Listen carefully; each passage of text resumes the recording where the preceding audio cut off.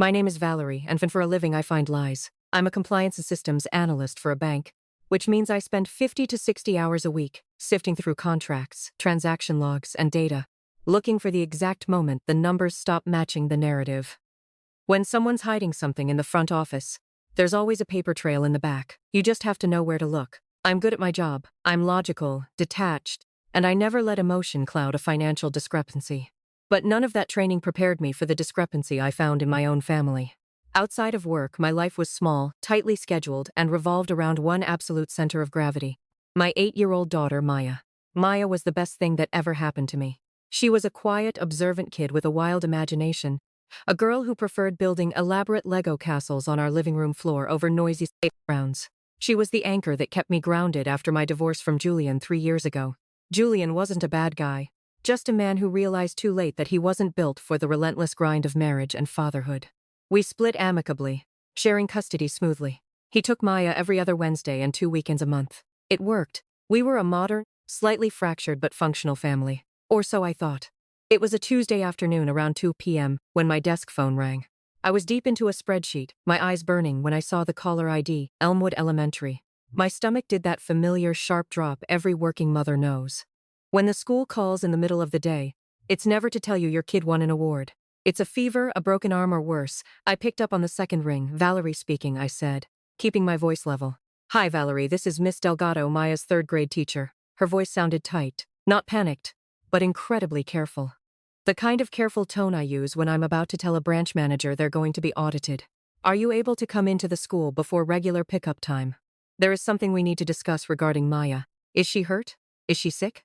The questions tumbled out before I could stop them. "Physically, she is perfectly fine," Miss Delgado quickly reassured me. "She is in art class right now, but this is regarding a writing assignment, her daily journal.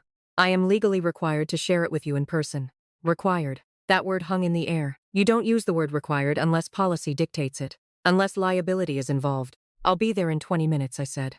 I locked my computer screen, grabbed my purse, and walked out of the office without offering my manager an explanation. The drive to the elementary school was a blur of traffic lights and anxious calculations. What could an 8-year-old possibly write that triggered a mandatory parent-teacher conference? Maya was a sweet kid. She didn't have behavioral issues. She didn't draw violent pictures. I parked in the visitor lot and walked through the double-glass doors. The main office smelled exactly like every elementary school in America, a mix of floor wax, dry erase markers, and old paper. The receptionist pointed me toward a small conference room down the hall. When I walked in, Miss Delgado was already sitting at a round table. Beside her was a woman I recognized vaguely from back-to-school night, Dr. Vance, the school counselor. Dr. Vance had her hands folded neatly in front of her. The blinds on the single window were pulled shut. It felt like an interrogation room. I sat down, placing my purse on the floor. "What's going on?" I asked. Miss Delgado looked at Dr. Vance, who gave a tiny, almost imperceptible nod. "Valerie, I want to preface this by saying Maya is a wonderful, bright student," Miss Delgado began. "But part of our social-emotional curriculum involves daily journaling. It gives the kids a safe space to express their feelings. We review them periodically. I flagged a few recent entries, and as a mandated reporter, I am required to bring this to your attention." She reached into her tote bag and pulled out a notebook. It was lavender.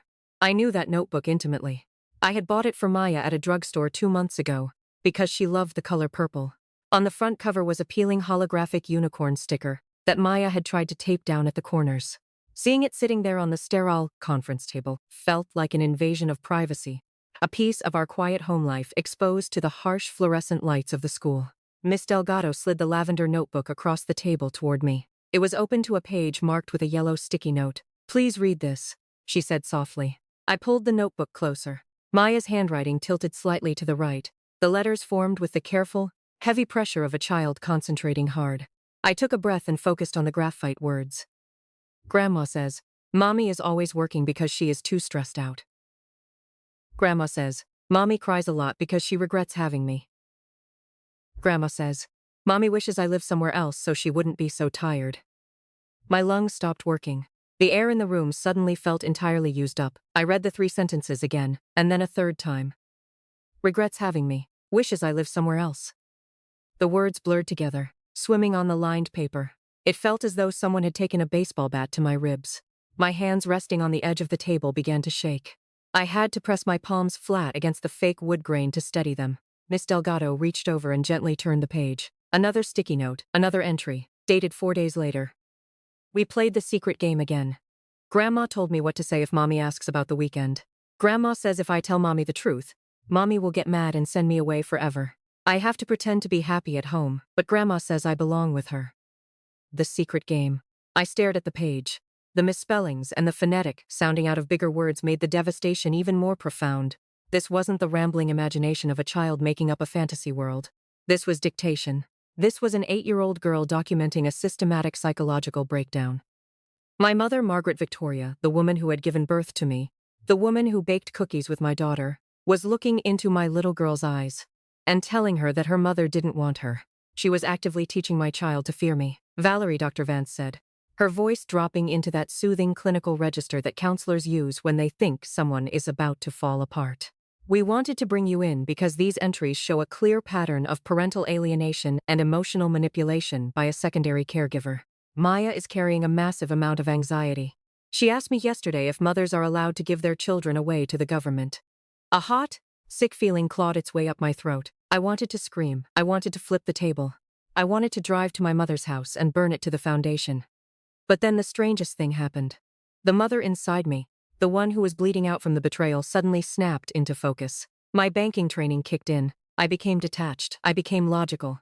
I became the compliance analyst. Someone was hiding something, and I was going to find the paper trail. What do you recommend? I asked, my voice surprisingly steady. Dr. Vance nodded. First, we need to create a safe space for Maya to process these feelings. That means limiting contact with the secondary caregiver immediately. Second, we need to consider therapy for Maya. Third, we need to address this directly with your mother. I understand, I said. Thank you for bringing this to my attention.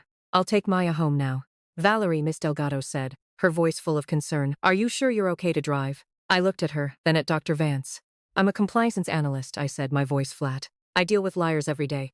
This is just a new kind of audit. I walked out of the school, the lavender notebook clutched in my hand. My mind was racing, not with emotion but with strategy. I called Julian from the car. I need you to pick up Maya from after-school care today, I said, my voice tight. Don't ask questions. Just do it. I'll explain later. He agreed, his voice laced with concern. Then I drove straight to my mother's house. It was a sprawling colonial-style home, the kind of place that always smelled faintly of lemon polish and old money. My mother, Victoria, was sitting in her sunroom, sipping tea, looking every inch the benevolent grandmother. She smiled when she saw me, a perfect uncreased smile. Valerie, dear, what a surprise. Is everything all right? You look a bit pale. I walked into the sunroom, the lavender notebook still in my hand. I placed it on the glass-top table between us, open to the page with a sticky note. Mom, I said, my voice dangerously calm. What is this? Her eyes darted to the notebook, then back to my face. Her smile faltered just a fraction. Oh, that old thing? Maya's little journal. She's such a creative child, isn't she? Always making up stories.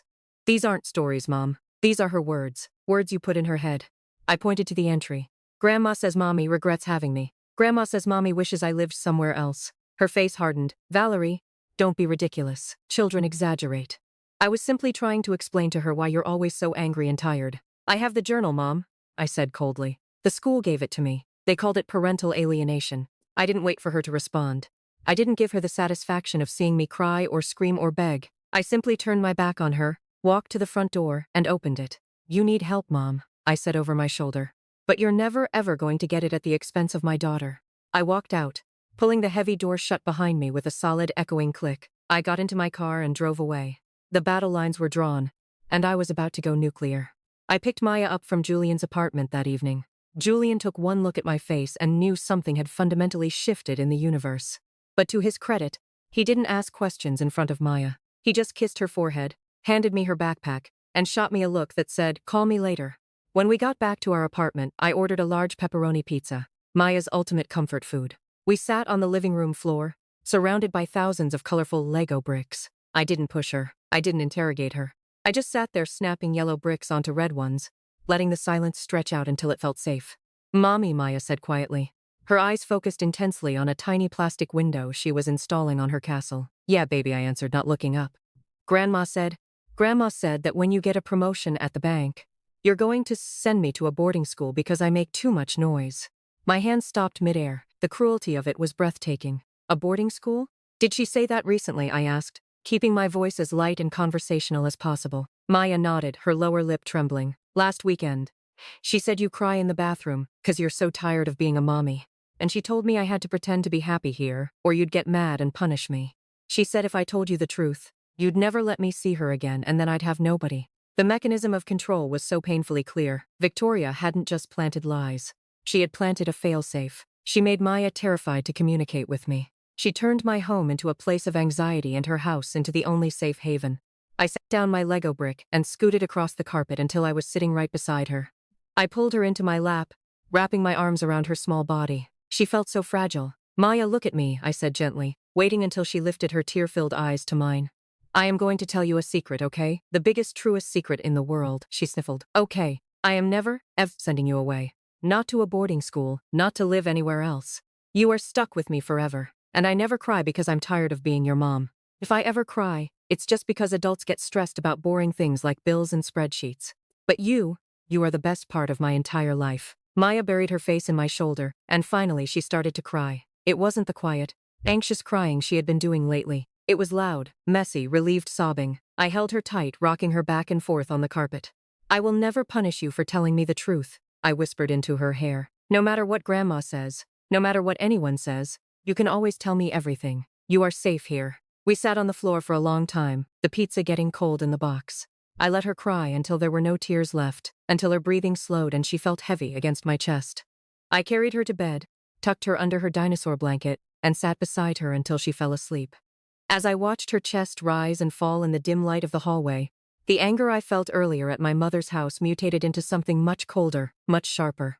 Victoria had tried to break my daughter's spirit to feed her own selfish need for a companion. She had tried to convince a little girl that she was an unloved burden. There was no coming back from this. There would be no family meetings, no tearful apologies, no compromises. I was going to dismantle the fantasy world my mother had built, and I was going to make sure she could never touch my daughter's mind again. I walked out of Maya's room, ready to begin the audit of a lifetime. After I tucked Maya into bed, I walked back out to the living room to clean up the pizza boxes and the scattered Lego bricks. The apartment was quiet, save for the hum of the refrigerator. As I was scooping up a handful of yellow plastic blocks, I heard a sharp digital chime. It was a notification sound. I looked around confused until my eyes landed on the couch. Tucked between the cushions was Maya's tablet. It was an old hand-me-down iPad that Julian had given her a year ago when he upgraded his own. She mostly used it to play math games and watch cartoons on the weekends. I picked it up. The screen glowed in the dark living room, displaying a new text message notification. I frowned. Maya didn't text anyone. She was 8 years old. I tapped the screen to wake it up. The notification disappeared, but the messaging app was open in the background.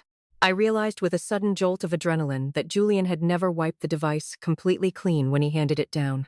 More importantly, when Maya used it at my mother's house, Victoria had logged into her own old Apple ID to download some puzzle games for her, and she had never logged out. The iPad was receiving a mirror feed of my mother's messages. I sat down heavily on the couch. My thumb hovered over the messaging icon. Reading someone else's messages was a line I had never crossed in my life. I respected privacy. But this wasn't about privacy anymore. This was about protecting my daughter. This was about evidence. I opened the messaging app. The screen filled with a long conversation between my mother, Victoria, and my Aunt Beatrice, her younger sister. The messages were dated over the past 2 months, precisely when Maya's journal entries started getting darker. My mother was detailing her project. She was complaining about me, calling me unfit, stressed, and cold. She was describing her plan to rescue Maya, to show her what a real mother's love feels like. She even had a code name for it, Operation Nightingale. I scrolled through hundreds of texts. My mother was meticulously documenting her campaign of emotional abuse. She was detailing the lies she told Maya, the secret game she played, the fear she instilled. She wrote about how Maya was so susceptible and easily convinced. She even wrote about how she was going to turn Maya against Valerie completely so she could get full custody. My aunt, Beatrice, was encouraging her, offering advice on how to make the lies more believable, how to avoid my detection. My hands were shaking again, but this time it wasn't from sadness or fear. It was from pure incandescent rage. This wasn't just a misguided grandmother. This was a calculated, malicious attack on my child's mind. I took screenshots of everything, every single message, every single date, every single piece of evidence. This was the paper trail. The next morning, I called Julian. I told him everything. He was horrified, disgusted. He immediately agreed to support me. Then I called Dr. Vance. I told her I had more evidence, a lot more. She advised me to contact a lawyer specializing in family law and parental alienation. I found a ruthless, no-nonsense attorney named Ms. Davies. She listened to my story, reviewed the journal entries, and then scrolled through the hundreds of screenshots on my phone. She didn't flinch. "This is a strong case, Valerie," she said, her voice calm and professional. "We can get a restraining order, full custody, and potentially even charge your mother with emotional abuse." I didn't want to charge my mother. I just wanted her out of our lives. "What about her access to Maya?" "Zero contact," Ms. Davies stated. "No visits, no calls, no letters, no gifts. And we'll make sure she can't use anyone else as a proxy. We'll also file for a financial injunction.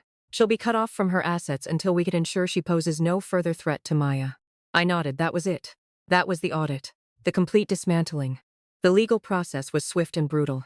My mother was served with the restraining order and the custody papers. She tried to fight it, of course.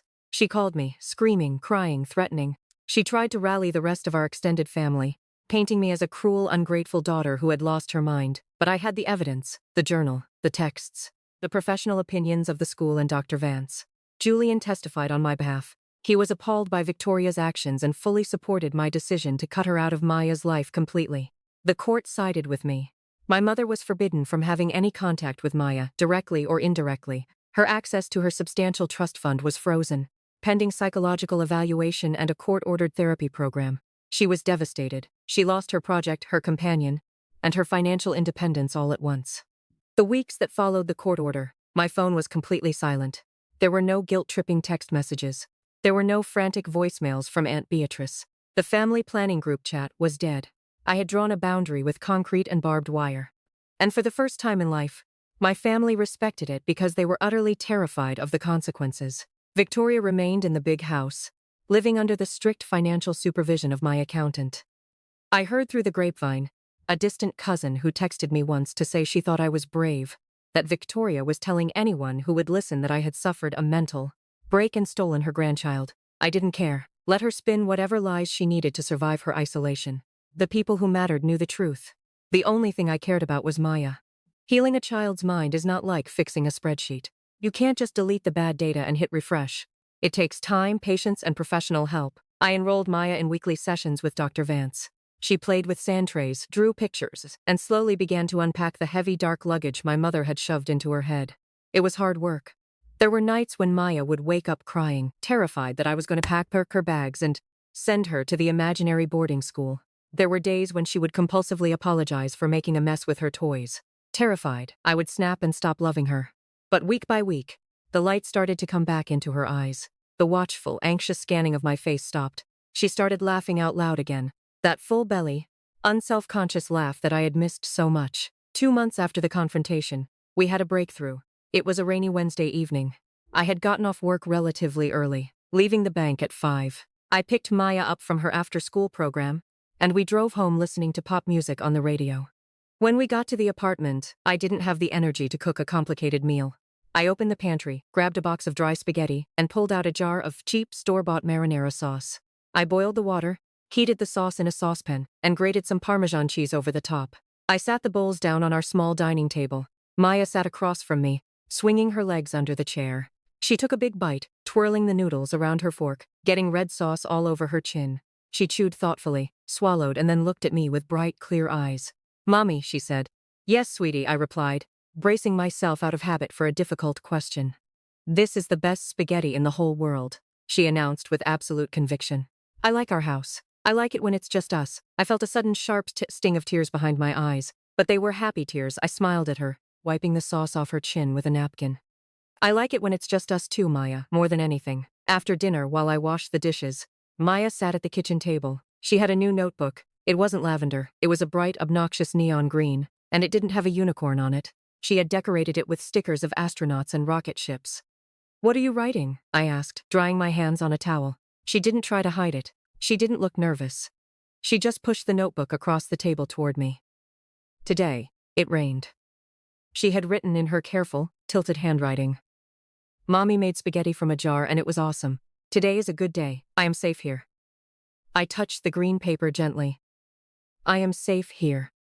Those 4 words were worth every hour of stress, every dollar spent on lawyers, every bridge burned with my toxic family. Protecting your child from the monsters under the bed is easy.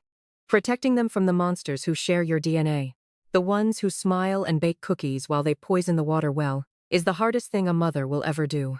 It requires a level of ruthlessness that society tells us women aren't supposed to have. We are supposed to be forgiving. We are supposed to keep the peace. But peace built on the destruction of a child's mind is just a hostage situation disguised as a family. I chose my daughter. I chose the cheap apartment and the jarred spaghetti. I chose the truth. And if you are listening to this right now, sitting in your car or washing your dishes and you feel that deep, signaling gut instinct that someone is manipulating your child, do not ignore it. Do not let them tell you that you are crazy. Do not let them use your exhaustion against you. Gather the evidence, build your fortress, and then burn their lies to the ground.